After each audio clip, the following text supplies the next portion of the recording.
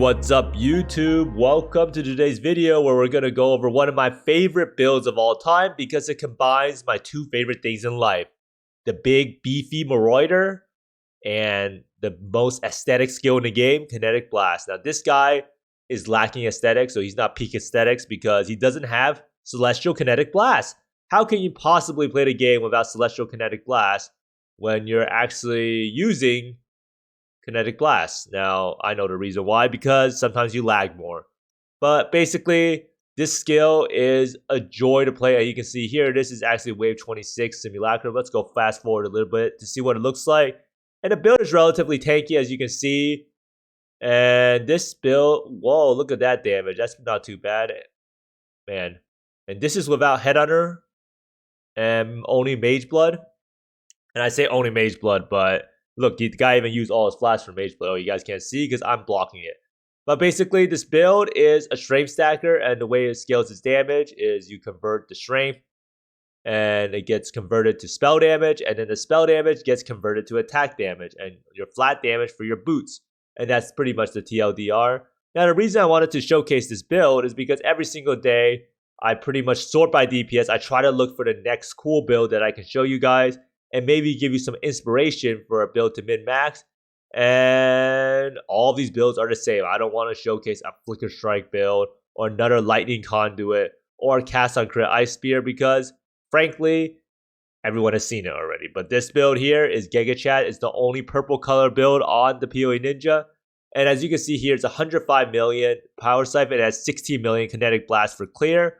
Now you might be wondering, what about the Instack Wanders? Aren't they pretty good? And sad part is no one wants to play an Instack Wander because GGG hasn't learned that by nerfing an Archetype's damage by 50%, you really disincentivize people from playing it.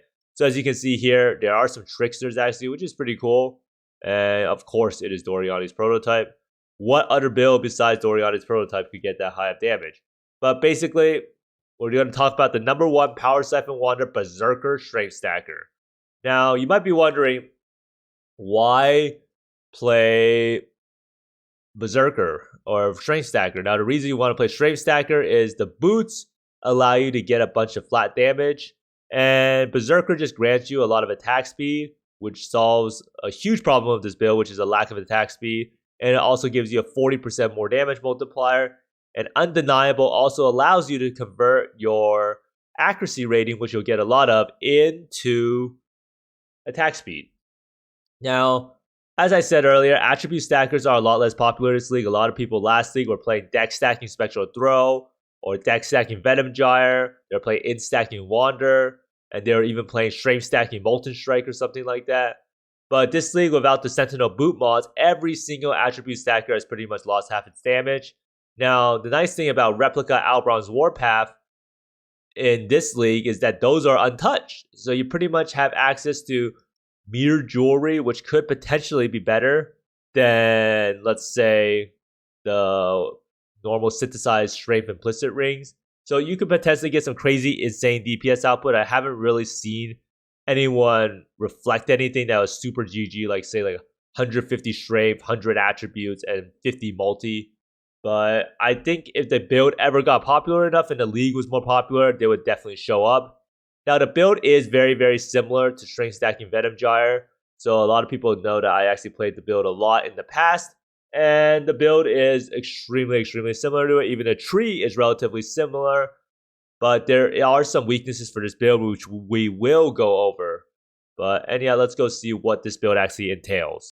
So first off, I just want to explain how strength stacking works. A lot of people are very, very confused about why this archetype even does so much damage and why you have to wear the Iron Fortress. So first off, you have Replica Albron's Warpath. This pair of boots grants you 18% increased strength, some chaos res, and some movement speed.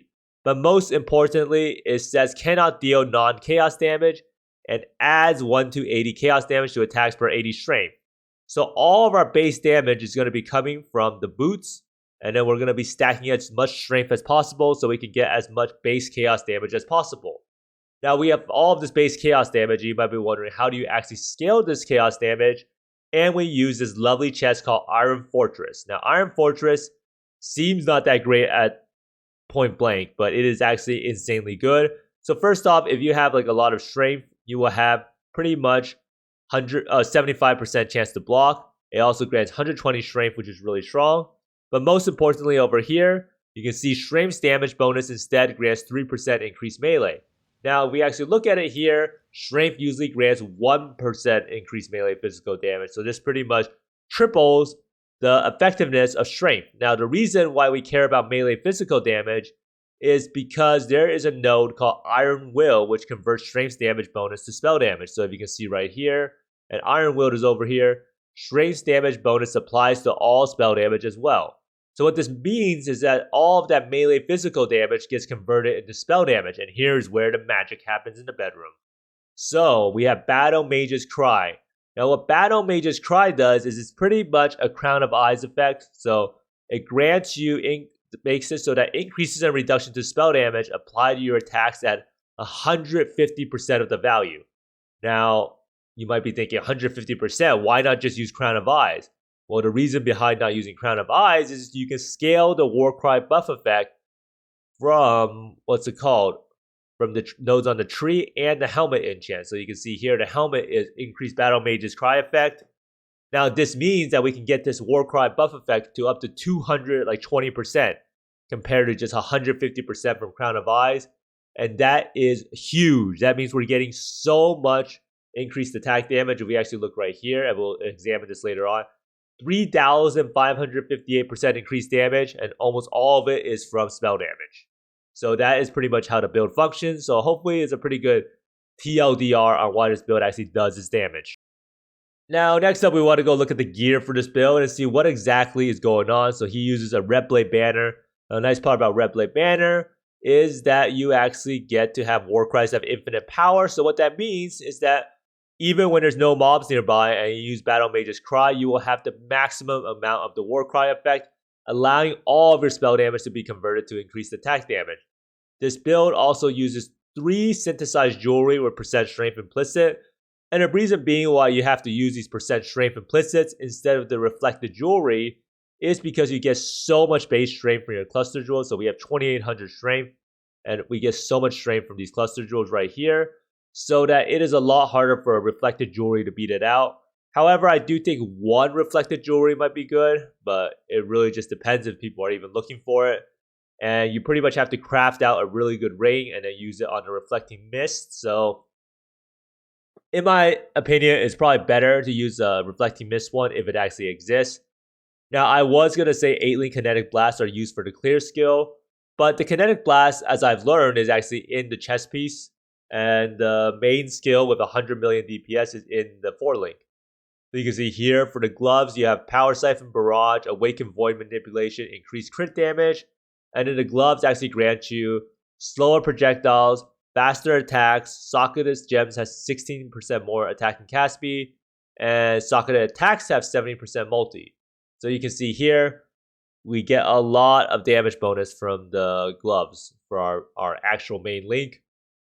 Now, the wand, people might be wondering how you actually craft this. Well, this wand is actually crafted with having a fracture base at the start, and then you essence spam woes until you get flat chaos damage, and I'm not really sure how long that takes.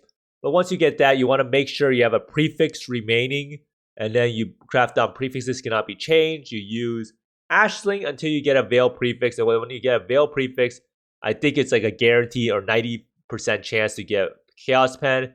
And then after that, you can reforge crit, or you can aug crit with the Harvest Craft with prefixes cannot be changed. So this one is actually relatively easy to craft out and shouldn't be too bad if you decide to play this build.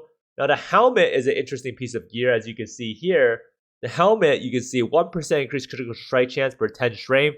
This pretty much helps us get capped out on crit chance. And then we also have gain accuracy rating equal to your strength. So this helmet is extremely overpowered in that it grants you near maximum crit chance and maximum hit chance. Now there is this mod here that's really important. Nearby enemies have negative 12% to chaos resistance.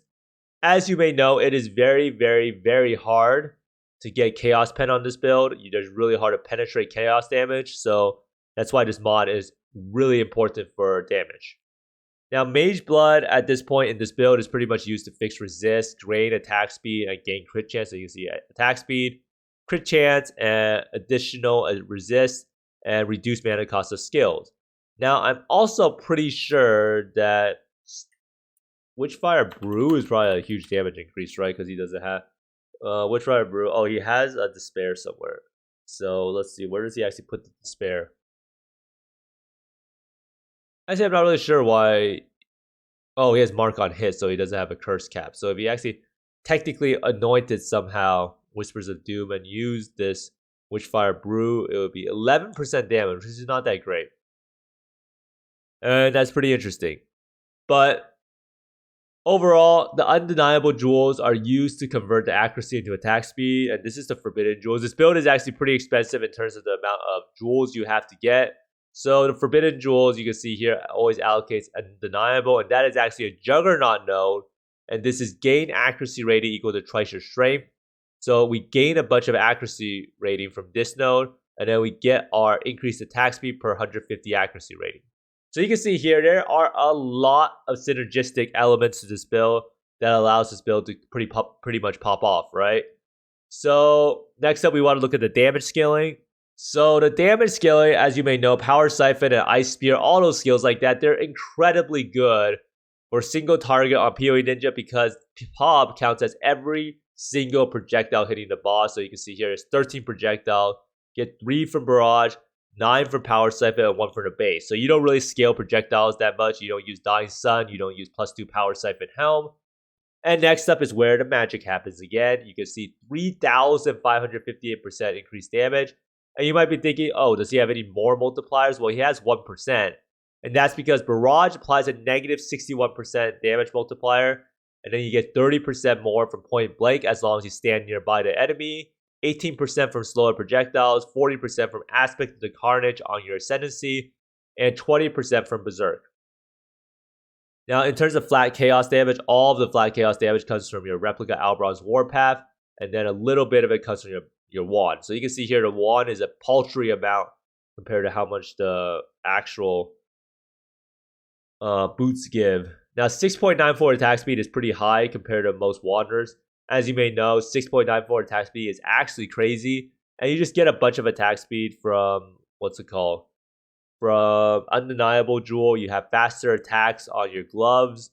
And it's just 223% attack speed. And all of that gets multiplied by Berserk. So you can see here, more attack speed multiplier, 40% more from Blitz charges, 20% from Berserk, and 16% more actually from the gloves. So 6.94 will feel really, really good to play with, especially if you're bossing. Now, obviously, with all of that increased crit chance from the Helm, we have 100% crit more or less, and we have 600% multi. Now, multi is extremely important. And the way we get 600% multi is we get the 150% from the crit damage gem, 70% from the gloves, and then I think the wand has 31%.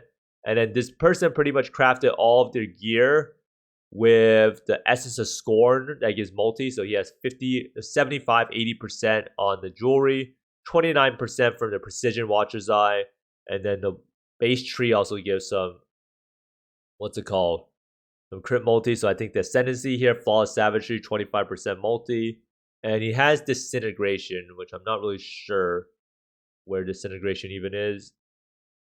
But he does get Leadership, Lead by Example, which grants him Onslaught. And a Warning Call, which actually gives him a good amount of armor. So overall, this build does a lot of damage because it has 100% crit, 600% multi, projectile scaling, a bunch of increased damage scaling. If I had to sum it all up, it is because of this 3,558% increased damage from spell damage conversion, and that is exactly why the strength stacking archetype is so strong. Overall, strength stacking Wanderer is a great build to choose if you want to min-max your character. That doesn't really feel that weak when compared to last league.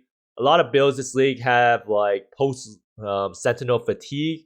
But if you go look at the top builds, they're all so much worse pretty much because of the Reservation Efficiency Mastery pretty much affecting every single build. And if you're playing attribute stacking, you don't have the Sentinel boot mods anymore. And the build is very similar to strength stacking Venom Jar, and this allows you to swap it to try either skill out. Strength stacking Venom Jar is a little bit different. I did path through this way. Now, the reason being passing through this way is that you may notice this build, you might be wondering if it's tanky or not, and it does have a glaring weakness. Now, he could get a lot of more HP. As you can see here, this actual jewel doesn't have any life on it. And you can actually get up to, so he doesn't have any life on this thing. You can see this mana roll, this thing could be 12 life. So he could easily have 5 to 6k life, or 6k life easily. Now, the main downside of this build is the downside of every single left side tree build, which is the fact that you don't really have any access to spell suppression. This build is a little bit different in that you could probably path around here and grab this stuff here and then this node here, but you're going to lose a lot of damage. However, I don't think builds are really playable with 75% max res only and no spell suppression at all. Theoretically, the build could be okay if you took like these nodes right here. You took Soul of Steel. But this build is very, very short on points. But just to let you know, the main weakness of this build is that it's hard to get 100% spell suppression. And if you don't go any max res route, 4 to 5k life without spell suppression or max res is a recipe for disaster. You do have a lot of block chance, 75% block. Something else that you could also do is maybe take Versatile Combatant, which gives you 50% block and 50% spell block, and that should help out a little bit. So this is just some ideas to help people out if they do decide to play the build and try to fix up some of its downsides, because the build is not perfect by any stretch of the imagination. But thanks for watching, everyone. Hopefully this has inspired you to make the next Maroider. And don't forget to buy the Maroider MTX if you really enjoy the game, but I don't know. But thanks for watching, everyone. I hope you find more Mirrors, Exalted Orbs, Mage Bloods, and Divine Orbs than me, and see you next time. Bye!